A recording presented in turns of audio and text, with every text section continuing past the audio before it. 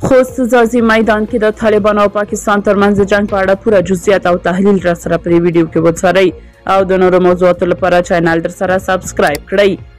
اونۍ مخکې طالبانو غوښتل چې د اغزنتار سره خوا کې سړک او پوستې جوړې کړي. پاکستان ته د تاسیسات ځکه د منلو وړ نه دي چې پاکستان غواړي وخت نا وخت افغانستان ته ترهګر واړوي ترڅو افغانستان له ستر جنجال سره مخ کړي.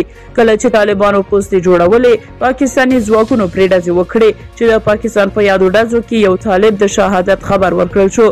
بلخوا طالبانو ادعا وکړه چې په متقابلو ډزو کې د پاکستان پوستې وویشتلې او یوه پوستۍ ونیوله.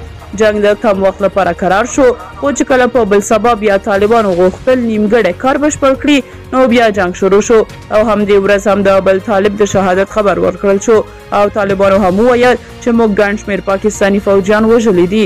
دفاع وزارت بعضې چارواکي هم سیمې ته ولاړل او له سیمې څخه یې لیدنه وکړه. د خوست والي هم ولاړو او هلته یې مجاهدینو ته امر وکړ چې هیڅ چا ته ټیټه مه وایئ. هم د جنگ له ویرې سلګونه کورنۍ خپلو کورونو پرېښودلو ته اړ شوي دي. پاکستان په دې جنگ کې فقط د خپل یو افسر وژل کېدل او زخمی کېدل تایید کړي دي خو بلخوا پاکستان فوج ته ادعا کړې ده چې موږ په دې جنگ کې 14 طالبان وژلي دي او 28 نور مو ژوبل کړي دي. طالبانو څه نه دي ویلي خو طالبان او د دوی پلویان بار بار د خپلو طالبانو عکسونه خپاره کوي او ورته یې لیکلي دي چې یاد کسان په دې جنگ کې په شهادت رسېدلي دي.